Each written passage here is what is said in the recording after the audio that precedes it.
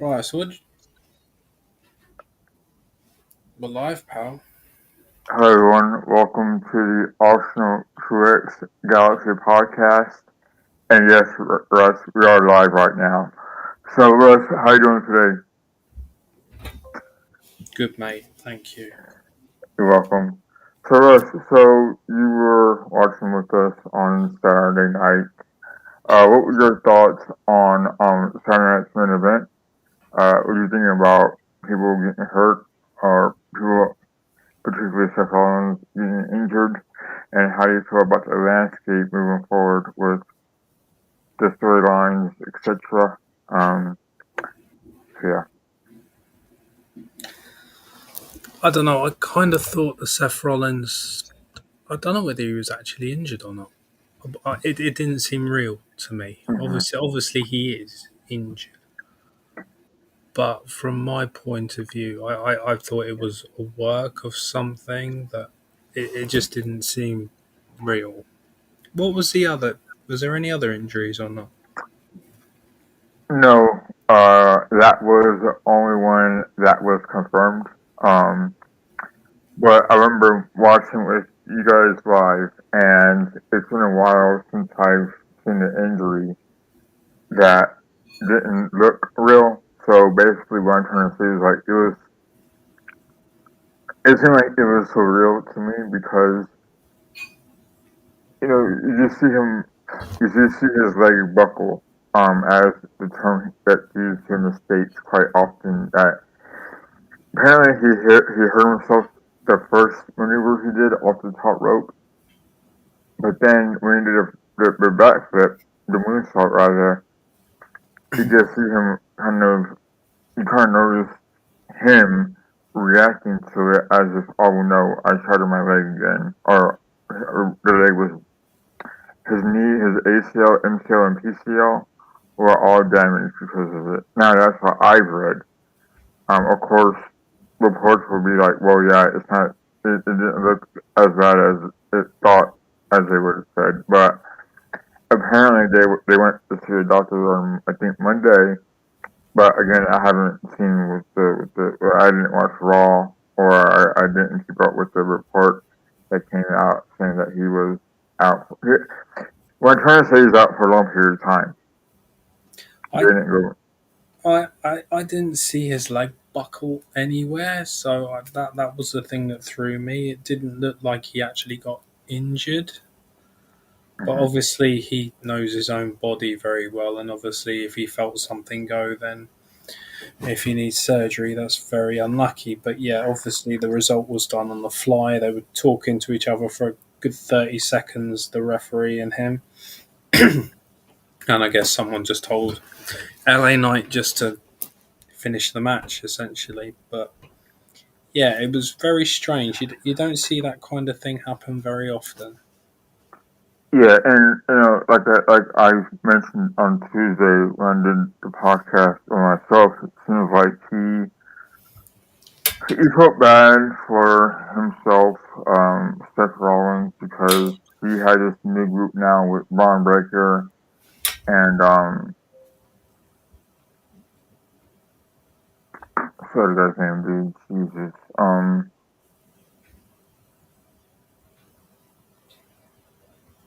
what's his name, Russ? Hmm? The other guy that's involved with the group, the faction. Um, I don't know. Did anything happen on Raw? I don't know. Uh, right. So Roman Reigns came back, and apparently he helped out CM Punk and um, Jay Uso. So he came out and said today. I'm assuming he's gonna be babyface now, seeing how he came out. Um, but yeah, so he came out at the very end of the match. I don't know. I didn't see the results of what happened. Um, apparently they're gonna have. Gosh, Russ, I didn't even watch Raw. I couldn't tell you what happened. Did you know what happened? No, didn't see it. Yeah.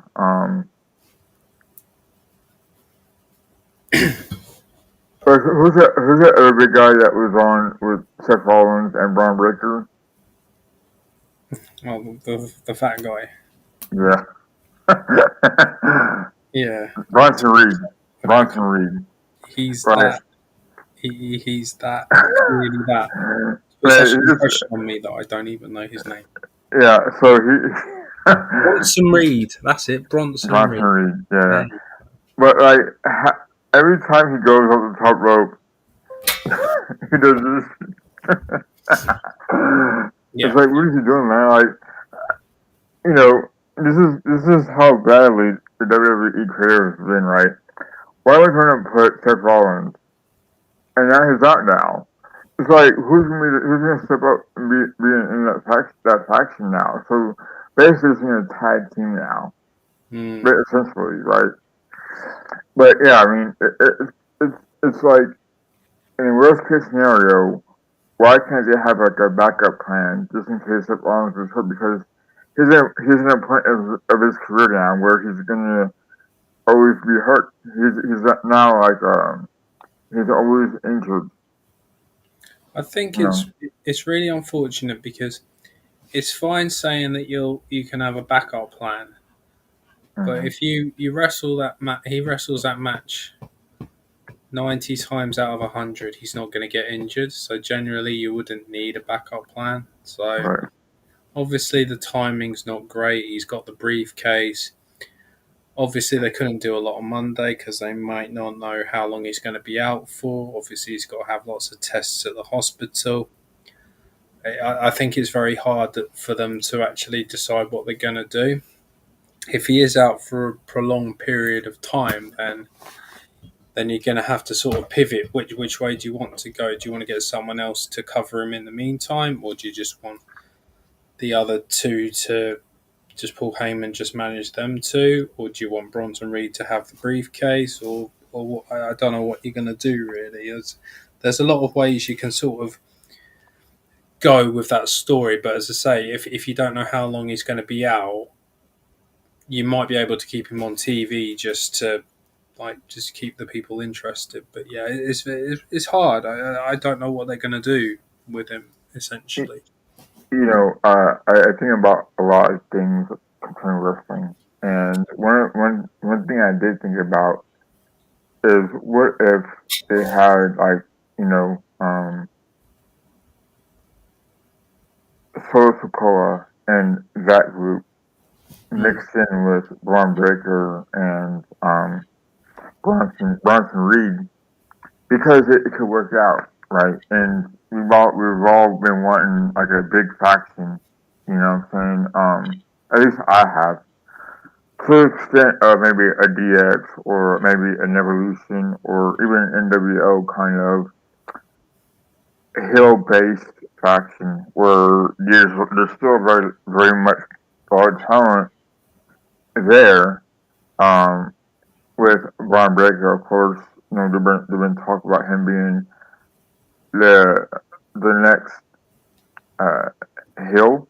They've been look at Social Cola, which he'll need like a bigger presence next to him if the bad line is to exist, right? So, and there's a lot of things you could do with that bunch if that were the case, because Paul Heyman had managed the bad line before, and so maybe he could take it to another level.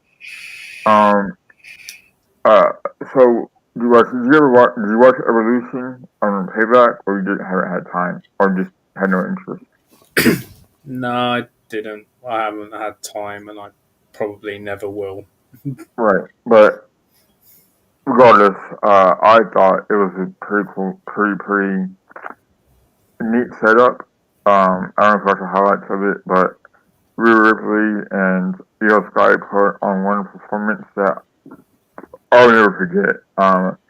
And of course, unfortunately, it was downgraded because Naomi got, of course, one put in the Money in the Bank. But at the end of the day, it was one of the greatest women's matches I've ever seen. Mm. And to carry that that pay per view to end it was pretty spectacular. Mm. Um, and it was just well done. I mean, anyone who saw it would understand why, but it was done really done really well. Russ, so what do you think about maybe the future of, I don't know if you heard, but J Rowe and Randy Orton are going to face Logan Paul and Drew McIntyre at SummerSlam. At least that's what I've gathered. Um, do you think that there's a lot of potential in maybe J Rowe getting fit so he can perform well at SummerSlam, or do you think it's just a match that Randy Orton and Drew McIntyre needed? Or do you think it's pretty cool to bring in celebrities like a Logan Paul and or a J Rowe to mix things up? Uh, so is this an actual match? Is this like Jelly Roll and Randy Orton? Yeah, versus Drew McIntyre and Logan Paul. Yeah, you can't have Jelly Roll winning, really. He's not a wrestler. At least the fact Logan Paul can actually wrestle, and he's actually a pretty much full time member of the roster. You can't. It's it's a throwaway match. You can't. These sort of things don't really inspire me because I can't imagine that anyone outside of the USA knows who Jelly Roll is. I've never heard of the guy before. I could probably speak to 10 people here, and no one would know who he is. Yeah, so I If 10 bring up. people hear about Logan Paul, 9 people will probably know who Logan Paul is. Yeah, so I don't really listen to much of Dirty Rose music myself, and Logan Paul is like everyone here in the states. At least for me, he is, and his brother, of course, is Jake Paul, and Jake Paul would fight wrestlers that are MMA fighters or boxers that are way past their prime. So his legitimacy really isn't all that great. However, apparently from what Triple H had said during his post SummerSlam and Evolution press conferences was that Jerry Rowe was trying to get fit, trying to work out in the development center there in Florida. Mm. So Jerry Rowe's been a big fan of the WWE.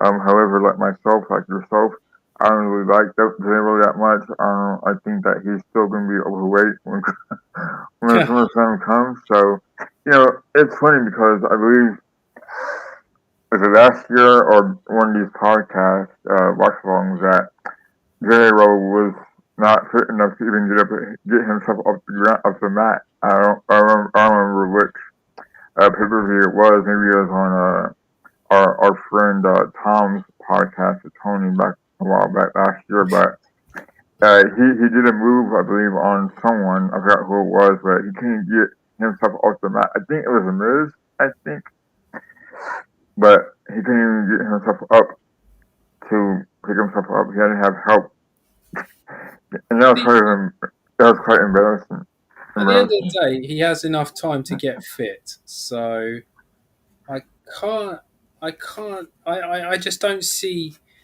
It doesn't draw me in, Alonso. That's the thing. It doesn't. I hate matches like that anyway. I'm not really massive on celebrity wrestlers, etc. Obviously, Logan Paul's slightly different, but yeah, these matches just don't fill me with confidence. It doesn't do Randy Orton any justice having to carry this other guy through this match. And yeah, I don't know, I just don't like it.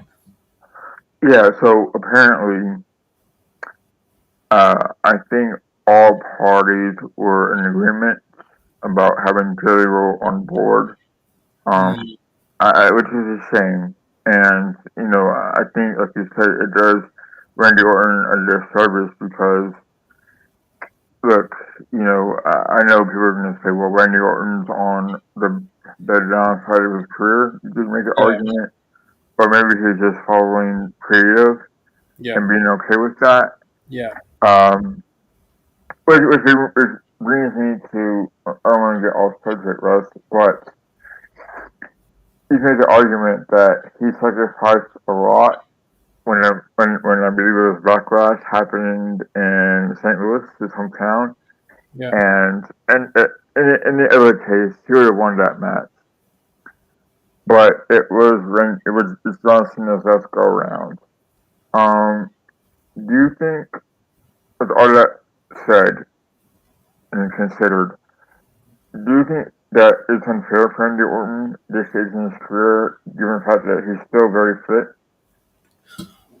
Yeah, he's very fit, but I just don't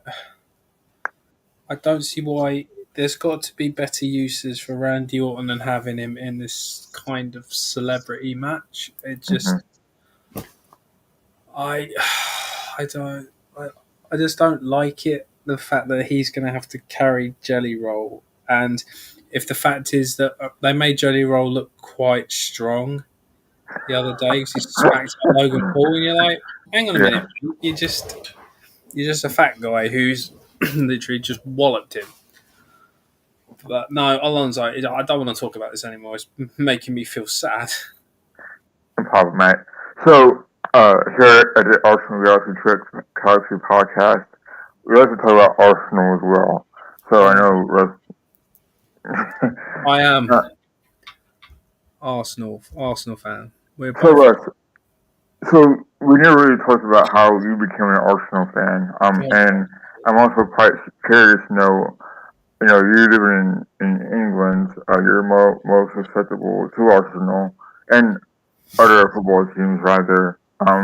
So talk us through about how you became an Arsenal fan, how you compared today's Arsenal to the ones that you grew up watching, and stuff like that. I know it's probably going to take a long time, but just give us a little summary about how you became an Arsenal supporter. Mm, right. Well, I started supporting Arsenal around about 1993. My dad's actually a Spurs fan, so he's not very happy about me being an Arsenal fan. It was basically the first football game I ever went to. My best friend, he's an Arsenal fan. Him and his dad. They said that basically they said to my parents, "Oh, does Russ want to come with us to watch an Arsenal game?" So my dad was like, "Ugh, yeah, okay." And so basically, I went with my friend's dad, and literally, as it was the first big football game that I went to, that's basically how I started supporting Arsenal. Really, after that, I never looked back, and that was at the old Highbury, and yeah, we actually won that game. So was it 3-1? We played Southampton. I remember that. I can't remember the Okay. score, but yeah, that's basically how I became an Arsenal fan, and I've been an Arsenal fan ever since then. So yeah, I was 9. Yes, I was. Yeah, 9 or 10, something like that. Yeah, it was 1993. So yeah, so I was 10, about 10. So Russ, so do you remember who the starting 11 was? I used to have the program. I can't actually. I remember Tony Adams and Steve Bold were definitely playing. It must have been. Oh God! Well, George Graham was in charge. Um, I'm pretty sure Wrighty played. Paul Merson definitely played. Um, I can't remember who else was on it. I'm thinking my Anders Limpar might have been playing actually. Okay.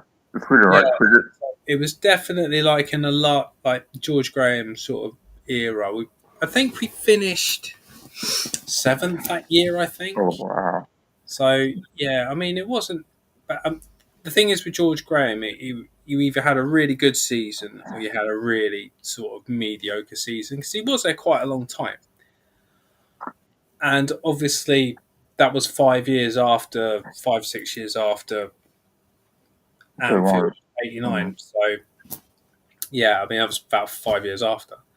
But yeah, I mean after that, it was sort of George Graham was only there for a little while after that, and then obviously we got Burkamp and all those sort of players under Bruce Rioch, David Platt, and then obviously Arsene came in, and Arsene was basically the only thing a lot of newer fans ever knew was Arsene Wenger being Arsenal manager.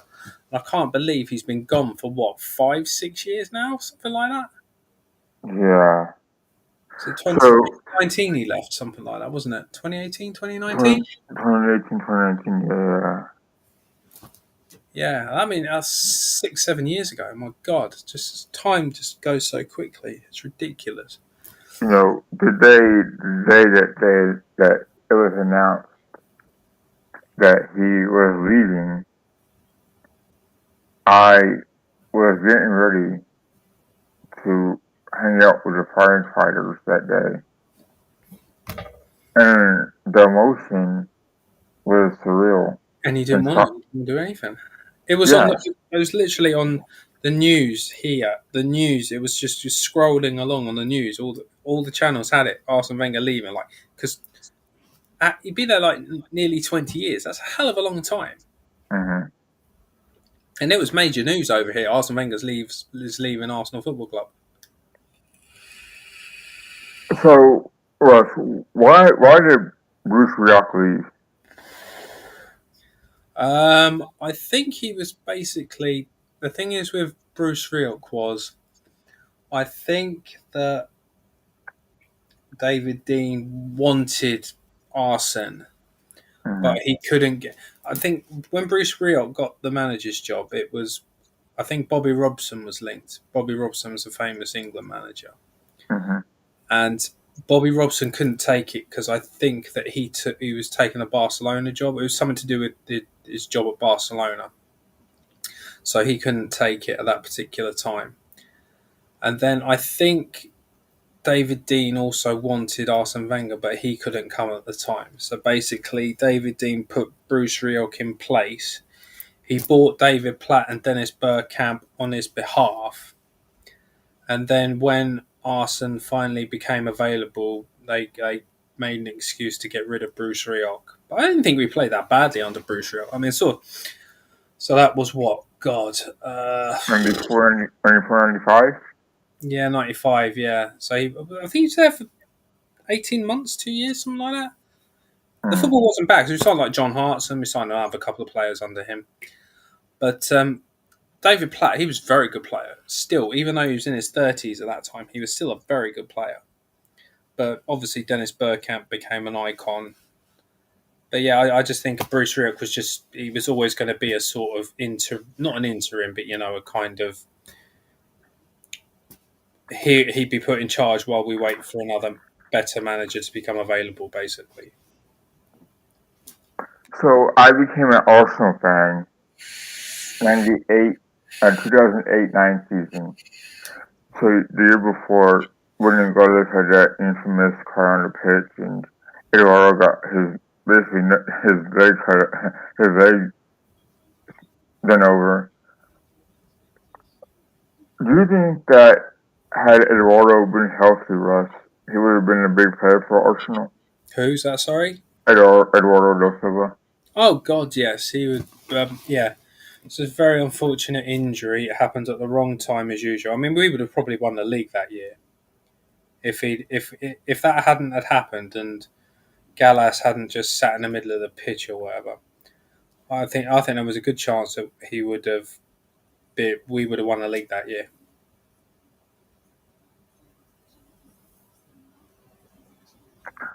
What went wrong?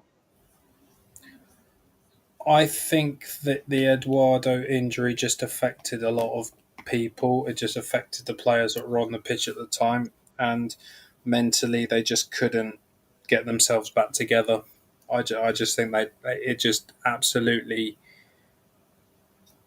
mentally shattered them. I think he was well liked in the dressing room, All and right. I think a lot of the players just didn't know whether he would play football again, and it was just horrible. I mean, people were sick on the pitch. There was, I think, Cesc Fabregas was sick literally on the pitch Yeah, because it was because a horrendous injury. It's just like bones sticking out of his leg. Yeah, I remember like I remember it happening. I wasn't. I knew who Henri was because France was just a powerhouse back then, and Bergkamp, of course, because Holland had very distinct uniforms, right, kits. But I knew the players, I just didn't know the teams. Um, but that year, I believe they lost Heb to Barcelona, I believe. So it was a it was a big summer for them, and they fell back a little bit as well, coming into the 2008-9 season. Um, I actually, this is funny, Russ. I don't know. I don't think I ever told you the story about how I became an Arsenal fan. And it was because of Euros. Fabregas and Van Persie had really distinct names. And my mom and I went to a bookstore here in the Woodlands, Texas, where I live at. And I would read the rosters of each team. It was a 4x2 magazine. You know what I'm talking about, right? Mm. So they had the annuals of I guess, the season, right? Yeah. And the first team that popped up was Arsenal. Yeah, because it And then, starts with May. yeah, all right, because the next team after that was Villa. Well, I noticed Van Persie and Fabregas were on the same team, so I'm like, that's my team. So I followed them, and back then our coverage was ESPN3.com, and at Yeah. that time it was free. And yeah, it was quite it's been quite a magical journey between over the years, but yeah, I mean there's been some downfall as well. Of course, finishing eighth 2 years in a row. Hmm. Having Unai Emery as our coach. Arsenal playing three at the back. Tony loves Tony loves to have him in. But yeah, I mean I've seen some disappointments as well, Russ. Yeah. Unfortunately, whenever you have American owners that don't know that much about the English football game itself, it'll take a while. And I remember Arsene Wenger, coaching Arsenal at that time still. And I thought, man, what beautiful football. You can make an argument that Arsenal deserved better. Um, you could say that, well, we can never get out the knockout rounds in Premier League football. We never signed the proper players because we're still trying to pay off the high Highbury debt. So all that considered, what I just said, how do you feel about being an Arsenal fan on the later stages of Arsene Wenger's career at Arsenal? I'll just go back a little bit. It was interesting what you were saying about the American ownership because obviously for a time there was a point where you had the Cronkies and you had Usmanov, the other guy, Mm, and obviously there was a power struggle there where the obviously neither of them had enough shares to take full control of the club. And I think that was to the detriment because if the analogy that was used to me is basically if two people who don't like each other own a house, basically you're not going to make the improvements because it helps the other person out essentially when you come to sell. mm-hmm, So basically, the way I saw it was neither party was going to invest, and basically, Arsenal had to live off buying cheap and selling for a profit, which sort of by the end of Wenger's tenure, we weren't doing that very well at all. We'd have to buy players who were cheaper, not sort of like at the top level, but still pay them high wages. mm-hmm, And unfortunately, that I think some of that was out of Wenger's control. He couldn't he couldn't make enough money to make us compete as much as we used to. And basically, I think he sort of became a fall guy. He was basically doing everything he could to try and keep the club afloat. And obviously, the fans were just sort of turning on him, on the board, on the club. And I think that's a real shame because obviously everything he did for Arsenal, I think those last sort of couple of years really sort of dug into his legacy a little bit.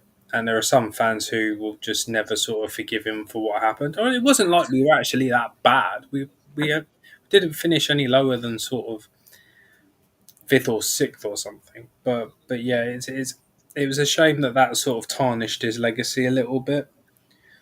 But you know, sorry, what was the other question? Yeah, so he basically answered it, but what I asked was that how do you feel about Arsene Wenger's maybe second half of his career? Because we all know that he was very successful his first maybe 10 years at Arsenal. Given the fact that he won FA Cups, he won league titles. It was always 1-2 Manchester United versus Arsenal almost every year in the league. Um, what do you think that Arsene Wenger, with the budget he was always on, could have done differently? Um, we always know that he played players out of position, like Andre Alchevin, like Lucas Podolski. Um, I remember watching Anfield at Arsenal. I remember Andre Alchevin's four-goal brilliance at Anfield. What do you think he could have done differently to get them more into the title contention his last 10 years at Arsenal? No, I don't. He didn't have the money. Right. We couldn't compete. We couldn't compete with United. We couldn't compete with Chelsea. We couldn't compete with Man City. We just, as I say, when Usmanov and the Kroenkes were in charge, neither of them was going to invest in the club. Neither of them was going to put money in for new players. He had to literally buy small, sell big. There's only so far you Mm, can do that. I don't really blame Arsene Wenger at all for anything. Other fans will. They'll say that he tarnished his legacy by staying too long. mhm. I don't think the people in charge of Arsenal knew what they were doing. They just let Wenger carry on, carry on, carry on, carry the can for everything that was going wrong. So like myself, you're also pro Wenger, right? Mm. Yeah. So Russ, trying to ask you a question. So trying to think. So currently, right? We both know how much Arteta has gotten under a lot of scrutiny lately with all the second place finishes, him not being in the cup finals, this and that. All things considered, in your opinion now, with all negative, narratives, how do you honestly feel about Arteta? Do you honestly think he's doing a good job? Do you think he's a man for a job? With the Cronkies, aka Cronkies, do you think that they're helping him, giving him proper funds, um, etc.? Do you want him there long term? Well, you can't finish second three times in a row and be a bad manager, Hmm. as far as I'm aware. When you're competing with Man City, you've got unlimited money. You've got Chelsea, who break every rule in the book to stay afloat with PSR or FFP. You've got Newcastle, who've got all the money in the world but can't spend it because they came in at the wrong time. You've got Liverpool, who've just won the league without spending any money last summer, and now they're buying Florian Wirtz, supported by Alexander Isak. I think that last year we could have had a charge, but unfortunately we just had injuries to key players. We lost Odegaard first, then we lost Saka, then we lost Havertz, then we lost Gabriel, Ben Jesus, White. Ben White. You know, it's and then we lost Gabriel Magalhaes towards the end of the season. Hmm. It was just one car crash after another with regards to injuries, and I think that's being addressed this summer. We seem to be moving in the right direction. this Berta guy seems to actually have his finger on the pulse. I liked Edu, don't get me wrong. I liked him, I think, what he did. But this guy, Bert, is another level, I think. I think he knows what he wants, who to get, pay the money. I think this year we'll have a lot more depth. And honestly, if we don't win something this year, then I think Arteta's position will be called into question. Hmm. Fair point, Russ. I mean, I agree. I mean, Bert, he's had a lot of experience with Atletico Madrid. He knows what he's doing. I believe that Atletico Madrid have not been no slouches themselves. Um, I think usually in the Liga it's a three-horse race, right, between Barcelona, Real Madrid, and Atletico Madrid. It seems like they're always in it. But yeah, I think Barca has let, I think Arsenal themselves has let Barca do his job. I don't know what went on between Barca and Arteta getting there. So, yeah, I think that, like you said before, we should at least get something out of this year. I'm hoping it's the Premier League title because it'll piss a lot of non-Arsenal fans off. Um, they gotta be successful, Russ. Even in the FA Cup, at least, that's something to build off of. But yeah, I think that the whole microscope of the team is very good right now. I think defensively, bringing in a guy like Mascara, who is a very good center back, very young center back from Valencia coming in as well. There's talks that Bucharest is coming as well. It's just a matter of time. I think that Sporting Lisbon is taking so much time to get this resolved. Wow, she shanked it. Yeah, so I'm hoping that this year could be the year. Liverpool had gotten better as well. I'm just hoping that Chelsea and City and Newcastle all both aren't very good. Um, Russ, so what are your thoughts on our rivals on getting better? Of course, Chelsea got bought in some players, as did Manchester City. United had done nothing, which is pretty pretty funny to see, pretty comical. Newcastle still buying players as well as Aston Villa. Of course, I guess Tottenham had a player that was annulled. Morgan Gibbs White sales Tottenham did not go through. They bought Kiddis from West Ham. So do you think it'd be a two horse race again, or do you think there'd be more of Arsenal's? Do you think there'd be more clubs fighting for the league? Liverpool will be up there. Obviously, they've just completely blown everyone out of the water with Verts and potentially if they sign Isak, I think that makes them favourites. Man City can't be as terrible as they were last year. They'll get their house in order. They've already bought a few players. Chelsea, it's hard to say which Chelsea's going to turn up on any given day. They had a good run last year and then they suddenly fell off a cliff. Um, Tottenham, I can't see Tottenham having if they finish in the top half, because they had a dreadful season this year. Obviously, Thomas Frank will make them.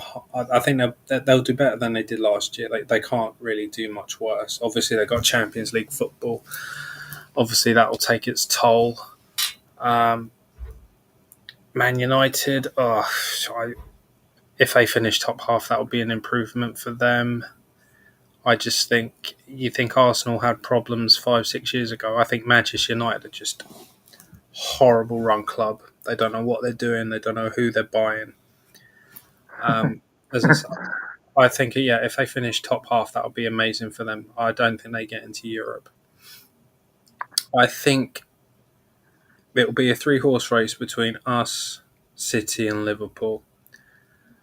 Chelsea might put in a. Chelsea will probably finish top five, but yeah, I think we need to start well, and obviously we need to keep the players fit. But above Mm. everything else, I think we just have to win a trophy. We have to win something. Russ, England had gone through. They beat Sweden on penalty kicks. But yeah, so okay, Russ. So out of the three newly promoted teams, Sunderland, Leeds, and who's the other one? Burnley. Burnley. Who do you think is going to go through, stay up, or who do you think is going to get set down? Are the big bets last year? Well, Sunderland have already spent £100 million on players, apparently. So I don't know. Leeds, obviously, Leeds have got the biggest fan base out of all of those teams, I would imagine. Obviously, they got the Red Bull sponsorship. I can imagine Leeds would try to do. Leeds would probably have the best chance of staying up, but you've got teams like Brentford who've lost their manager, they lost their Mm. captain. And Bremo will probably go to Manchester United. I think I think talks have broken through with that. So I assume Mbeumo will probably join Manchester United. So I think Brentford could struggle this year. I think West Ham, they weren't great last year. I don't know if they signed any players. They could be in trouble. But I think it's getting to a point now where the teams that come up, the teams that finish sort of just above relegation now, all they have to do is enough just to sort of stay where they Yeah. are. Mhm. It takes a massive lot of luck and money to stay up in the Premier League. So I think every year from now on, the three that come up are going to have just a really, really tough job of trying to stay in the Premier League. I think a few teams could struggle because obviously you've got like teams like Palace, you've got teams like Bournemouth. They've had a couple of really good seasons, but now those players are just being their best players being picked off by the bigger clubs, and it does take a lot for you to replace those players. So like if we get Eze, Palace could have a real big. If Gahey goes, if Eze goes, if Mateta goes, if they lose all three of those players, that's tough on one team. You basically lost your Mhm. whole spine of your team, and that's very hard to replace. I think Leeds could be the ones to stay up out of the three, but it'll be very difficult for them. So a couple of years ago, Russ, we nearly saw Everton get sent down, and the media here who covers the Premier League, Peacock slash NBC, made a big deal out of Everton staying up. And as a fan of Arsenal, you know, as a fan of Arsenal and also a team that plays soccer, Tim Howard paid for Everton, Yeah, right? So he made a big name out of himself because he was a good goalkeeper. yeah. So they went to Everton at Goodison Park, and you have fans, you know, being happy, being celebrating, they're staying up. And if you're on my team, Arsenal, I'm almost getting relegated. I'm pretty upset. What I'm trying to say is that how funny would it be if everything just sit down knowing they have a new stadium?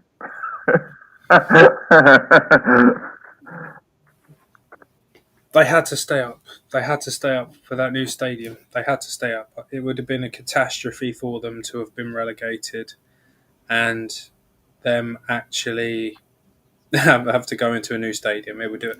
I think they could have gone out of business. To be fair, I think so, it would have been that bad. Everton's ownership's very volatile. I don't know who owns them now, but it was Usmanov was involved, wasn't he? But Hmm.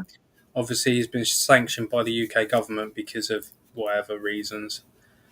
And the other guy, Mashiri, is it? I think that he was looking to Yeah. sell his stake in Everton as well. I think someone's obviously come in and helped them out financially, but Yeah, they've been in financial difficulties for quite a few seasons now. If they'd have got relegated, that would have just finished them off, I think. Isn't that due to uh, them signing high-profile players in the past maybe 10, 5 years that it was so hard to recoup that money that they just had to sell a lot of players to try to make some kind of profit to help save that team because when I was watching Arsenal, when I started watching Arsenal, they were always in the mid pack of the table team, and now they're just fighting relegation. Um, I know you're not an Everton fan, but can you maybe give me more perspective on why that is? Or is it just because money has gotten so big in English football now, where you've seen a lot more owners from maybe Saudi Arabia or America or other places getting more involved? Potentially, then there may be just the fact that they would just their ownership just don't have a lot of money. They don't generate a lot of money because they consistently finish in the bottom half of the table. Um, their team's not amazing. Um, Mhm. it's just an accumulation of a lot of things. If the owners aren't willing to invest, obviously you got to work within your FFP, PSR rules, and everything else. Sometimes you just have to be smart in the market, like Brighton are, like Yeah, Brentford have been, like Palace have been, but Everton don't seem to be able to do that. I think the only sort of decent players that have left them recently was like Richarlison, who went to Tottenham. I can't tell you the last time Everton have had a massive sale. Can't remember.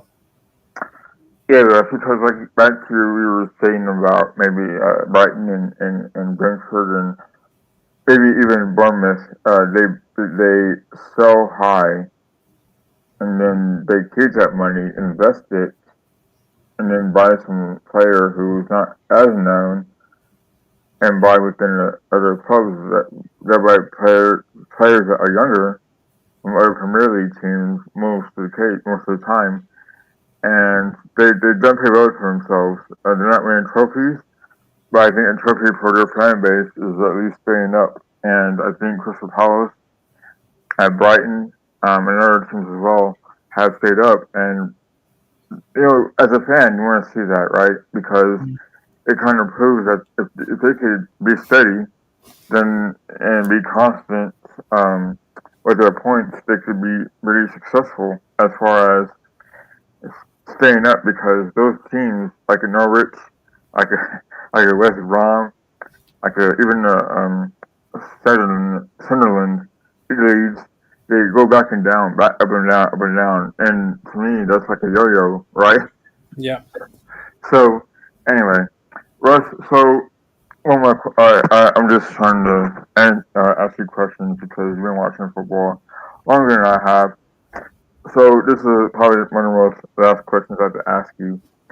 Who are your top five favorite Arsenal players of all time? Oh, don't do this to me. Oh God, it's going to be the same as everyone else's, isn't it? It's a very difficult thing to do because obviously everybody's subjective. You can only sort of go by the players that you've actually seen. So I've been lucky. I'll give you my top five, but I won't give them in any specific order. Fair enough. Tony Adams, Dennis Bergkamp, obviously, Thierry Henry, Patrick Vieira,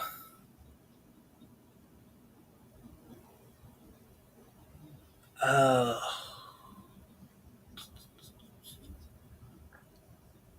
and probably Alexi Sanchez. Oh, interesting. But obviously, Saka will be in there one day, I would imagine. I just I So, I'm just okay. going with like players that I sort of grew up with, I guess. So I'll give you my top five. Now, mind you, I haven't watched Arsenal as long as you have, so my list is a little bit different. Okay. Hmm. All right, so I'm gonna go right now. I'm gonna go right now. Okay. So I'm gonna go with Lamont Kashoni, Phil Campbell. Mm-hmm. I'm gonna go with fucking hell, man. Dakota Saka. Mm-hmm. I'm gonna go with of course Thierry Henry. I'm gonna go with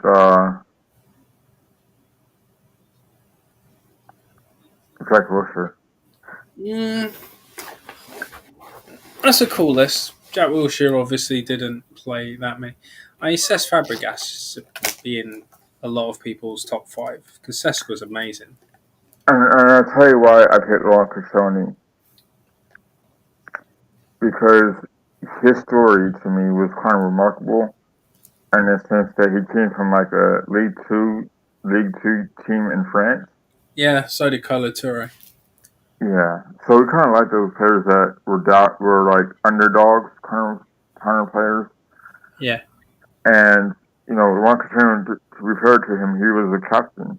Um, but one of the questions that we all fans want to know is like, what really happens between Ron Kachun and management? Oh God, I can't remember what happened. Was it something he just didn't board a plane one day and said he wanted to go back to France or something? No, there's a promise that was made between management and maybe it was Unai Emery or something like that, where he felt betrayed, I guess, in a He sense. was But captain, and he just didn't turn up for the pre-season tour. Something he just didn't turn up for the flight, and basically he just wanted to go back to France or wherever, which is fine. It's not no problem. There's probably better ways of going about it, but I I had no issue with that. Obviously, a lot of fans turned on him at that point, yeah, but and I never had an issue with Laurent Koscielny as a player. I mean, think like this, Russ. Like his servancy to Arsenal, he won 3 FA Cups, right? Yeah, he won Yeah, 3 FA Cups, and the way that he played he played with such composure and such class that I think the whole thing with him being a jersey turn so like that with his jersey, I was okay with that because I think people took it the wrong way, mm, and that was unfortunate. Just like that whole Arsene Wenger thing, like the fans, some fans in this club that we have, Arsenal, they're so quick to turn their backs on their players, man. You know, mm. and even Arsene Wenger. Why do you think that is, Russ? I've no idea. I can't get into his mind of what happened. I mean, just the fan base, like. Why do you think they're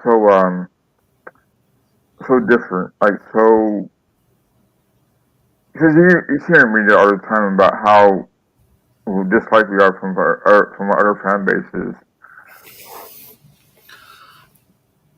I think it just depends. Some people take football more seriously than others. I did when I was a kid. I'm now at an age where I don't. I've got other things to worry about rather than football. Football's not my main thing anymore. Obviously, I'm interested. Obviously, I watch all the games that are on TV and everything. But I've got other things going on I don't need to worry about. So it was like when Shaka threw his shirt on the ground, tore his captain's armband off, and all that. Some people got irate by that. Hmm. Absolutely irate. I was like, he did what he did. Fine. Obviously, if someone was jeering at his wife or whatever, calling her whatever, I would have probably have done the same thing. People think differently about different things. All right, like so the term is usually like why are our fan base so toxic? Is what I'm trying to ask. Like I don't. you know, Everybody's different. yeah. Everybody has their own opinions. Everybody feels differently about different things. If I was 20 years younger, I was exactly the same. I was like, "What's happening?" Blah blah blah blah blah blah blah. I'm at an age now where I don't care. I've got more. obviously I care about my club, but I've got other things that I need to worry about more than football. When I was Yeah. when I was in my late teens, early 20s, football consumed my life. I would rage, honestly, rage about us. But now I was like, nah, I can't be bothered.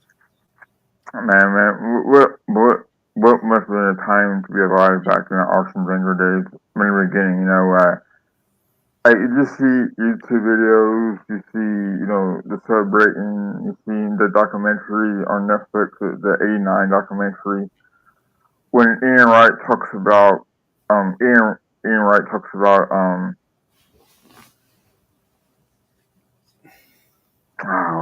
Jesus, what's his name, Russ? Oh, His best friend, Rocastle. Rob Castle. The way that motion from whenever Ian Wright talks about Rocky Rob Castle, Mm-hmm. it's like it was raw, right? And Arsene Wenger, I mean, Arsenal have always been a classic club, and I think that's why I think us fans, supporters, gravitate to Arsenal so much because we do nothing wrong. It's out in the media and out in the open and all that, right? So I think that's why I appreciate Arsenal. I think you do as well. All right. So I know Russ is tired. I am extremely tired. I need to go to bed. Thanks for having this Thank you very much for impromptu inviting me. It was podcast with an me, man. impromptu Um, chat. Thank you very much. 'Cause I never really heard the story on why you became an Arsenal fan or how you became an Arsenal fan. I always wanted me to ask you that question. But Thursday night is made for roasting talk with Tony. Unfortunately, he's probably still asleep, taking a nap. Nah, just joking. Tony, we miss you, man. I hope that you're better. I hope that you're well. And anyway, Russ, you didn't ask words? Right. No, I just obviously thank you for this impromptu chat. It's nice to talk about a little bit of wrestling, a little bit of Arsenal, but obviously Arsenal are going to be signing a few players in the next week or so because obviously we've got to fly out to the Far East for our tour next week, I think. So I think they want to get all those signings done. I think we probably might sign one of them tomorrow. It'll either be Madu AK or Maresca, one of them. No, Mosquera, that's the one. I think it'll be one of those two be signed tomorrow. So, but thank you for having me on. It's been an absolute pleasure. If you ever need me again, just give me a shout. As long as I'm available, I will come on and have a chat. All right, Russ, take these, man. Thanks for being on the podcast, and see you soon, pal. Take care. Take care, mate. Bye. Bye.